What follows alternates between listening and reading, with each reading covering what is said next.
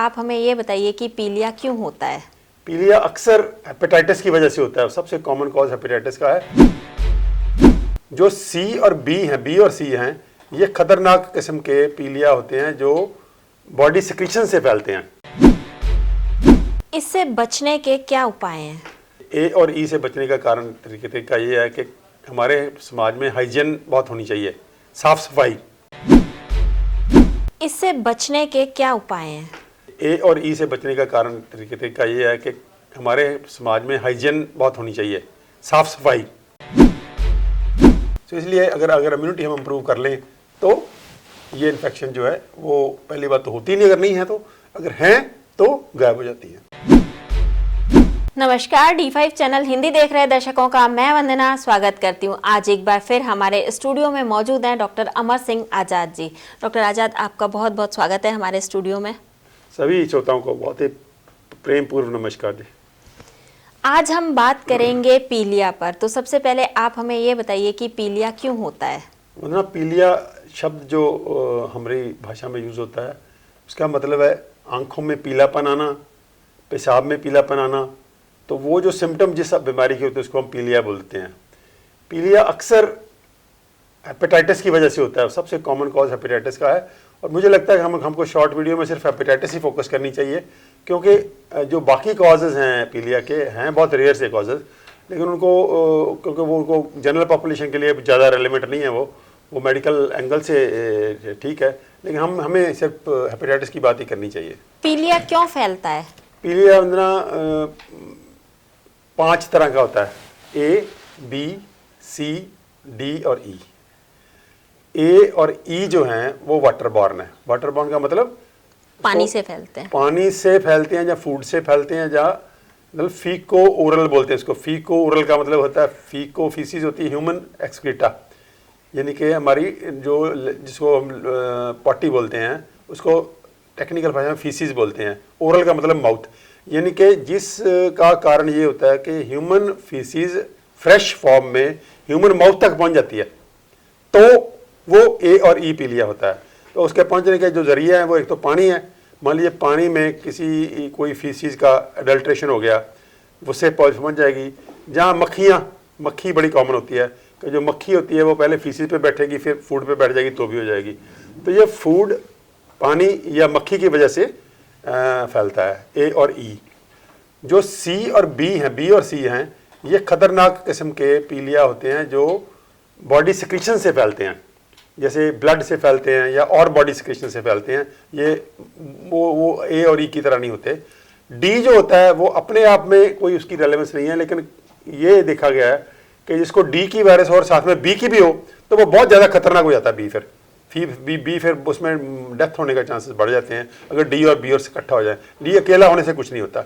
तो मुझे लगता है हमको 4 ही कंसिडर करने चाहिए। ए और ई तो पानी वाली हो गया, और बी और सी जो होगा वो हो गया सिक्रीशन से, सेक्स से, ब्लड से, ऐसी चीज़ों से। क्या ये एक इंसान से दूसरे इंसान को भी फैलता है, या मतलब पैतृक भी होता है, या आनुवंशिक है ये? हाँ बिल्कुल फैलता है ना। इन्फेक्शियस डिजीज को बोलते हैं हम, इन्फेक्शियस डिजीज या कम्युनिकेबल डिजीज। इसको हम टेक्निकल भाषा में बोलते हैं कम्युनिकेबल डिजीज, यानी कि जो एक व्यक्ति से दूसरे व्यक्ति को लग जाती हैं उसको हम बोलते हैं कम्युनिकेबल डिजीज। या इन्फेक्शियस डिजीज का मतलब कोई इन्फेक्शन है, कोई वायरस है, बैक्टीरिया है, तो ये इन्फेक्शियस डिजीज है और कम्युनिकेबल डिजीज है। फैलने का तरीका मैंने जैसे बोला कि वो फैलती है पानी से या फूड से, ए और ई। बी और सी फैलती है सिक्रीशन से। सिक्रीशन कोई भी अगर एक व्यक्ति की सिक्रीशन दूसरे व्यक्ति की सिक्रीशन के बॉडी में चली जाएगी तो वो हो जाएगी। जैसे ब्लड, मान लीजिए ब्लड ट्रांसफ्यूजन से हो जाएगी। जैसे जो सिरिंजेस कॉमन यूज़ करते हैं, जो एडिक्ट होते हैं, वो क्या एक आदमी ने सुई लगाई नाड़ी में और उसका जो ब्लड उसमें रह गया, उसी सिरिंज से दूसरा व्यक्ति लगा रहा है, तो उससे भी उसको भी हो जाएगी। तो बी और सी जो होती है वो ऐसी होती है। इससे बचने के क्या उपाय हैं? बचने के जो प्रिवेंशन तो इसका देखिए दोनों का बड़ा ऑब्वियस है कि ए और ई से बचने का कारण तरीका ये है कि हमारे समाज में हाइजीन बहुत होनी चाहिए, साफ सफाई। अगर हमारे समाज में ऐसा अरेंजमेंट हो कि ह्यूमन एक्सक्रीटा जो है, जो मल मूत्र है, वो बिल्कुल ही क्लोज ढंग से, सेफ ढंग से डिस्पोज ऑफ हो जाए और वो फूड के साथ या पानी के साथ ना मिले या मक्खियाँ उसमें एक्सपोज ना हो, तो वो बिल्कुल ख़त्म हो जाएगा। बड़ा सिंपल सा देखने को बहुत सिंपल लगता है, लेकिन है बड़ा मुश्किल, क्योंकि उसके लिए समाज को जागरूक होना पड़ेगा और उसमें वो फैसिलिटीज होनी चाहिए कि ह्यूमन एक्सक्रीटा कहीं भी पानी से नहीं मिल रहा, पीने वाले पानी से नहीं मिल रहा, या वो ओपन नहीं है कि उसके मक्खियाँ बैठ सकें। जहाँ तक बी और सी का सवाल है, बी और सी की जो प्रिवेंशन है वो थोड़ी सी मुश्किल ज़्यादा है। उसमें आपको सिक्रीशन, जैसे ब्लड ट्रांसफ्यूजन है, ब्लड ट्रांसफ्यूजन में बहुत ज़्यादा ख्याल रखना पड़ेगा कि जो ब्लड टेस्ट करके दें। तो जैसे गवर्नमेंट ने अभी ब्लड बैंक्स को बहुत सख्ती कर दी इन्हीं बीमारियों की वजह से। जो ब्लड से बीमारियां फैलती हैं, हेपेटाइटिस बी है, सी है, HIV है, या 2-3 और बीमारियां हैं, तो उसकी वजह से गवर्नमेंट ने ब्लड बैंक्स पे बहुत ज़्यादा सख्ती कर दी है। उन्होंने कहा कि कोई भी व्यक्ति, कोई भी डॉक्टर ब्लड बैंक के बिना, रजिस्टर्ड ब्लड बैंक के बिना ब्लड नहीं लगाएगा। पहले कोई भी व्यक्ति निकाल के ब्लड निकाल देता था, तो वो बैन हो गया। अभी जो ब्लड बैंक की रजिस्ट्रेशन है बहुत सख्त उसकी नॉर्म्स हैं, तो उसी वजह से है, क्योंकि बी और सी के फैलने के जो कॉमन कारण था वो ब्लड बैंक था, या फिर सेक्स से होती हैं, सेक्सुअल से एक्सक्रीशन शेयर होती हैं या क्या होता था। बी में बड़ी इंटरेस्टिंग बात हुई वंदना कि बी में जब बी फैलने लगा हमारे समाज में, तो सबसे पहले डॉक्टर को समझाया कि या तो ब्लड से फैलता है या ये सेक्स से फैलता है। तो छोटे छोटे बच्चों को हो रहा था, जो ना तो सेक्स को कोई उनसे तल्लक नहीं है, ना उनको ब्लड लगा। तो ये किसी को बहुत सालों तक समझ नहीं आई कि बच्चों को क्या हो रहा है। तो बाद में लोगों को समझ आई कि बी जो है इतनी ज़्यादा कम्युनिकेबल है कि अगर एक बच्चे की फोड़े फिंसी कोई ब्लड हुई है और दूसरे की फोड़े फिंसी आपस में ऐसे भी रगड़ गए तो भी हो जाएगा।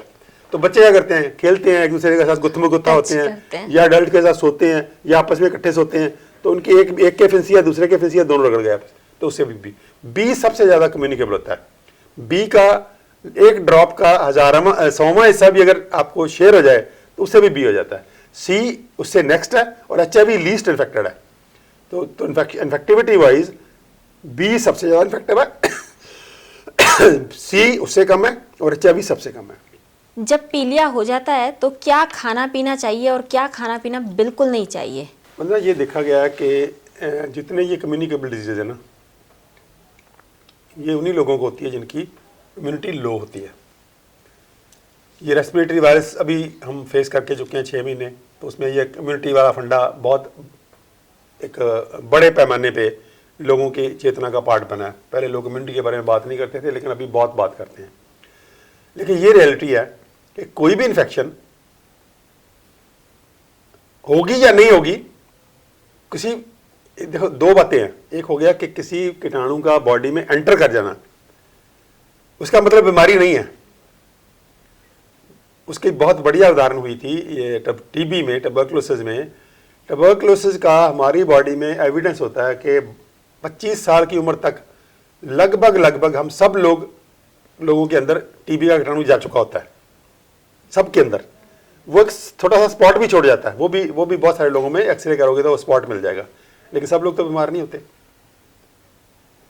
तो इसका मतलब है कि बॉडी में किसी कीटाणु की एंट्री का कोई मतलब नहीं है। अगर वो एंटर हो गया, अगर उसमें इम्यूनिटी है तो वो उसको वह मल्टीप्लाई नहीं करने देगा, वहीं पे दबा लेगा। अगर थोड़ा सा मल्टीप्लाई कर भी गया तो बीमार नहीं होने देगा। बीमार कौन होगा? जिसकी इम्यूनिटी कम है, जो कॉम्प्रोमाइज्ड इम्यूनिटी वाला है। इसलिए TB सब बीमारों को होती है जो पहले से और बीमारी का शिकार है, या जो जिनका न्यूट्रिशन कम है, इम्यूनिटी कम, जो डाइट उसको कम मिल रही है, भूख मरी है, तो उनको होगी। अमीर आदमियों को कम होगी। तो ये पूरे का पूरा जो फंडा है इन्फेक्शियस डिजीज का, वो हेपेटाइटिस में भी ऐसे लगता है कि अगर इम्यूनिटी ठीक है तो नहीं होगी। और उससे भी आगे, मान लीजिए आपको हो भी गई है, अगर आप इम्यूनिटी ठीक कर लो तो B, C, HIV तीनों गायब हो जाते हैं। ये बड़ा वंडरफुल नेचर का सिस्टम है। मान लीजिए आपको B, C और HIV हो गई है, तो मैं इस बात को बहुत ओपनली ऑन कैमरा कह रहा हूं कि बिना किसी दवाई के अगर आप अपनी इम्यूनिटी करेक्ट कर लो, ठीक कर लो, तो वो वायरसेस डिसअपीयर हो जाती हैं। मेरे पास कितने पेशेंट मेरे हैं जो सिर्फ और सिर्फ इम्यूनिटी इंप्रूव करने से वायरल लोड भी नेगेटिव हो गया उनका। तो इसका मतलब है कि बैक्टीरिया या वायरस इंपॉर्टेंट नहीं है, most important is our body, our immunity. तो इसलिए अगर इम्यूनिटी हम इंप्रूव कर लें तो ये इन्फेक्शन जो है वो पहली बात तो होती नहीं, अगर नहीं है तो, अगर हैं तो गायब हो जाती है। पुराने ज़माने में कहा जाता था कि इसको पीलिया हुआ है, इसको येलो चीज़ खाने के लिए मत दो, पीली चीज़ें खाएंगे तो और ज़्यादा पीलिया बढ़ जाएगा, इसमें कितनी सच्चाई है? मुझे नहीं लगता वंदना कोई ऐसा साइंटिफिक बेसिस नहीं है इसमें, क्योंकि पहले काज पता नहीं था किसी को, वो क्योंकि इनक्योरेबल डिजीज थी, तो ऐसे ऐसे सॉल्यूशंस आ जाते थे कि जिसका मतलब यह था कि टाइम पास अवे करो। क्योंकि जो ए और ई है ये दोनों सेल्फ लिमिटिंग डिजीज हैं, इसकी ट्रीटमेंट की जरूरत नहीं होती। ये आएंगी, सिम्टम करेंगी, बुखार होगा, 10 दिन 15 दिन रहेंगी, फिर थले नीचे जाएंगी और ख़त्म हो जाएंगी अपने आप। ज़्यादा से ज़्यादा इसका पीरियड क्या होगा, 10 दिन, 2 हफ्ते, 3 हफ्ते, हद से ज़्यादा 4 हफ्ते। तो ये इसको बोलते हैं self limiting self curing diseases, A और ई। ये बी और सी के बारे में ट्रू नहीं है। बी और सी की टेंडेंसी है कि वो क्रॉनिक हो जाती हैं, यानी कि रुक जाती हैं बॉडी में, और बॉडी में पूरी की पूरी ऑलमोस्ट लाइफ लॉन्ग चलने की उनकी क्षमता है। वो ए और ई में ये ट्रू नहीं है। ए और ई में वो अपने आप भी ठीक हो जाती है। तो इसलिए ये हमको याद रखना चाहिए। कोई अगर हमको कभी भी अगर पीलिया हो तो हमको पहले टेस्ट करवाना है कि ये ए है, बी है, सी है या ई है। अगर हमको ये पता चल जाए तो हम थोड़ा सा रिलैक्स्ड हो सकते हैं। अगर बी और सी है तो डिफरेंट उसका मतलब है, और ए और ई है तो डिफरेंट मतलब है। जब पीलिया हो जाता है तो आप क्या खाने पीने की सलाह देंगे? वो ना इम्यूनिटी इंप्रूव करने वाले जो, एक तो इम्यूनिटी इंप्रूव करने वाले कुछ चीज़ें हैं कि इम्यूनिटी इंप्रूव करनी है हमने। दूसरी है कुछ चीज़ें जो नेचुरल एंटीबायोटिक हैं मेडिसिनल प्लांट्स के कंसर्न में। तो ये 2 चीज़ें मैं समझता हूँ कि हमको सबको पता होनी चाहिए कि इम्यूनिटी हमको कैसे इंप्रूव करनी है जनरल, और एक जो एंटीवायरल या एंटी बैक्टीरियल या एंटीबायोटिक हैं हमारे आसपास में, नेचुरल एंटीबायोटिक। दूसरा जो एंटीवायरल ड्रग्स आ गई हैं एलोपैथी में, तो अलग बात हो गई ना। तो वो एंटीवायरल ड्रग्स हेपेटाइटिस सी में अवेलेबल है अभी, बी में वैक्सीन अवेलेबल है, दवाई कोई नहीं है। सी में वैक्सीन नहीं है, दवाई है, उससे क्योर हो जाती है। तो ये हमको पता, बी में वैक्सीन है प्रिवेंशन के लिए, लेकिन बी की दवाई नहीं कारगर है। सी में कोई वैक्सीन नहीं है, लेकिन सी की क्योर अभी पहले इंजेक्शन में थी, बहुत थोड़ी सी ज़्यादा कॉम्प्लिकेटेड थी, अभी वो काफ़ी आसान हो गई है बिकॉज उसमें गोलियां आ गई हैं। तो जहाँ तक सवाल है ये खाने पीने का, खाने पीने की डाइट वही है जो हम अक्सर बात करते हैं बहुत सारी बीमारियों में कि plant based whole food. Plant based whole food अगर हम लेंगे, उसका जो हमने डाइट प्रोटोकॉल बनाया उसमें रॉ फूड 50% से ऊपर, raw food in the form of फल और सलाद और जूसेस और चटनी और ऐसे जो और ड्राई फ्रूट्स, नट्स। तो ये जो रॉ फूड्स हैं यानी कि बिना पकाए हुए खाने हैं, उनकी न्यूट्रिशनल वैल्यू बहुत ज़्यादा होती है as compared to cooked foods. तो पहले रॉ फूड्स खा के उसके बाद आप कुक्ड फूड खाओ। और कुक्ड फूड में भी कुछ फूड्स अवॉइड करने हैं हमको जो इम्यूनिटी ख़राब करते हैं, वो है गेहूँ और चावल और एनिमल फूड्स। एनिमल फूड्स में पर्टिकुलरली जो पंजाब की रेलेवेंस में है वो दूध जो है वो इम्यूनिटी बहुत ही ख़राब करता है। दूध, पर्टिकुलरली दूध से बनी हुई चीज़ें, दही वाली चीज़ें उतना नुकसान नहीं करती, दही, लस्सी, मक्खन, घी नहीं नुकसान करेगा, लेकिन दूध वाली चाय, मिठाइयाँ और पनीर, ये 4 चीज़ें हैं ये इम्यूनिटी आपकी ख़राब करती हैं। तो ये जो एनिमल फूड्स ख़राब करेंगे और आपका फास्ट फूड्स ख़राब करेंगे, डिब्बा बंद फूड्स ख़राब करेंगे, प्रोसेस्ड फूड्स ख़राब करेंगे, फ्राइड फूड्स ख़राब करेंगे, तो इनको अवॉइड करना है। चीनी है, दानेदार चीनी है, ये भी दुश्मन है आपकी इम्यूनिटी की। तो रिफाइंड ऑयल्स हैं। तो ऐसे जो चीज़ें हैं, अगर हम फूड का प्रोटोकॉल बना लें डाइट का, जिसमें ये चीज़ें इस हिसाब से बनाएं, तो हम इसको बढ़िया से अपनी इम्यूनिटी बना सकते हैं। फूड के बाद अब आ गया मेडिसिनल प्लांट्स। मेडिसिनल प्लांट्स, काफ़ी सारे मेडिसिनल प्लांट्स हैं जो इम्यूनिटी बूस्टर भी हैं और एंटी वायरल प्रॉपर्टीज़ और एंटी बैक्टीरियल प्रॉपर्टीज़ में, जैसे गिलोय है, तुलसी है, हल्दी है, लहसुन है, एलोवेरा है, आपका जीरा है। तो बस काफ़ी सारी चीज़ें हैं जो जहाँ एंटी इन्फेक्टिव भी हैं, एंटी माइक्रोबियल भी हैं, एंटी वायरल भी हैं और इम्यूनिटी बूस्टर भी हैं। तो ये वाली जो मेडिसिनल प्लांट्स हैं, हमको इसको सिलेक्ट करना है कुछ अपने फूड का पार्ट बनाने के लिए। और तीसरा हो गया फिजिकल एक्टिविटी या एक्सरसाइज। फिजिकल एक्टिविटी बहुत ही बढ़िया इम्यूनिटी बूस्टर है। और चौथा है टू बी हैप्पीनेस बहुत ज़रूरी है। मैंने अपनी प्रैक्टिस में देखा कि जो लोग डर जाते हैं वो उनकी बीमारी उनको छोड़ती नहीं है, और ज़मीन आसमान का फ़र्क है। जो व्यक्ति रिलैक्स्ड है जो व्यक्ति है खुश है वो तो बहुत जल्दी ठीक हो जाता है, लेकिन जो व्यक्ति टेंस है, डरा हुआ है, वो मरने से डर गया या उसको ऐसे लगता है कि मैं तो मर जाऊंगा या कोई, तो वो हमेशा ही या तो उलझेगा, कॉम्प्लिकेशन होगी, या वो लंबी हो जाएगी बीमारी उसकी।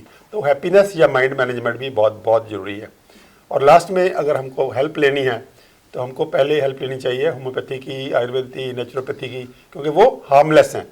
और लास्ट में अगर ज़रूरत हो तो एलोपैथी की हेल्प भी लेनी चाहिए। एलोपैथी में भी बहुत वंडरफुल ड्रग्स हैं जो हमको बढ़िया है, लेकिन लेनी तब चाहिए जब और कोई सोल्यूशन कारगर ना हो, क्योंकि इनके साइड इफेक्ट्स हैं अपने। तो पहले हमको ये सारे का सारा नॉलेज, अभी अनफॉर्चुनेट बात है वंदना कि ये सारे का सारा नॉलेज सिस्टमेटिक ढंग से मेडिकल प्रोफेशन नहीं दे रहा।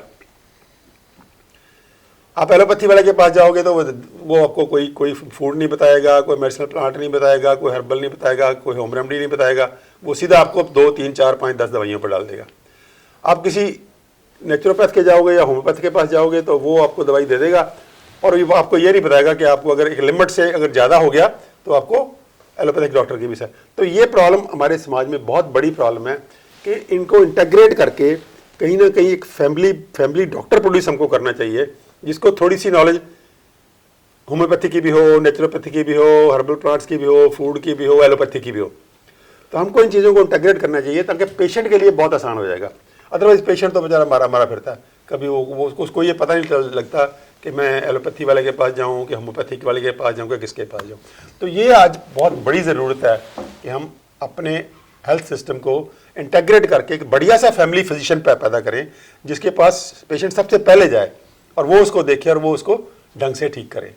कहते हैं सूरज की जो किरण होती है वो पीलिया को ठीक करने में कारगर सिद्ध होती है, इसमें कितनी सच्चाई है? हाँ, ये तो सच्चाई होगी, इसमें कुछ ना कुछ होगी, अलग अलग ढंग से होगी, लेकिन ये एक वेल नोन फैक्ट है कि सूरज की किरणों में हील करने की बहुत बड़ी क्षमता है। वो सब बीमारियों को हील करने की क्षमता है, पर्टिकुलर इन्फेक्शंस को। और इम्यूनिटी बूस्टर, बहुत तगड़ा इम्यूनिटी बूस्टर है जो सनलाइट है।